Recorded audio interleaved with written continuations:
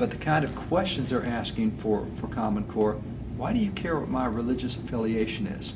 Why do you care how many other kids I've gotten home? Why do you care whether I'm considered conservative, liberal, libertarian, moderate? Well, if we know, we can tailor education to fit. See, if we know that you're a Catholic family and you're considered a conservative Catholic, we can tailor education to better. No, I don't want the government having all that. So we're into all sorts of intrusive data collection. And their line is, but you can trust the federal government. Is that the same government that has the IRS that has just done? Is that the same government with the NSA stuff that we're now finding out? That's the one I can trust? See, conservatives have a healthy distrust of government, not because they don't like government. We think government is absolutely necessary. I think it's a biblical mandate. I think it's a constitutional mandate. I think there's a law of nature that mandates association of government. Absolutely necessary.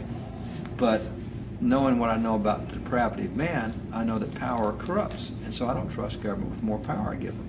So I do believe in parental controls and local controls. I much more trust teachers than I do bureaucrats in the Department of Education, Washington, D.C. So that's some of the concerns that are out there that have to be dealt with, that have not been dealt with. And the more that comes out, it's really bad. And then as you get into the content of the standards, you find it's heavy indoctrination. For example, in the math area, they tell you what math things to teach, but they only give you a single example. And the math you have to calculate deals with global warming. We haven't had global warming in 16 years. So why are we indoctrinating kids with a view of anthropogenic global warming? Now, global warming occurs. We haven't had it in 16 years. But anthropogenic, that hadn't been proved at all. Not by anthropogenic means man-caused global warming. I mean, we got cycles, you bet. That's why we have averages. That's why in Texas we go from summers to 70 degrees and summers 120 degrees. I mean, it's averages. So you look at the examples they use to illustrate their content, and whether it's in the science standards, whether it's in the math standards, or the language arts standards, whatever they're doing, the examples tend to be very far left.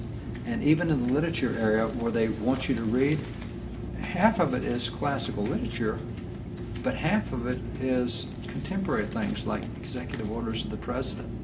Really? And that means as much as Moby Dick, and that means maybe as much as Last of the Mohicans and Pilgrim's Progress. And no. You need, and so the selections of what they have the kids doing clearly screams indoctrination. It absolutely screams indoctrination. It's not like choose something contemporary. It's like choose these contemporary things. So indoctrination is another problem that goes with this. So there are a lot of problems. Cost is another one.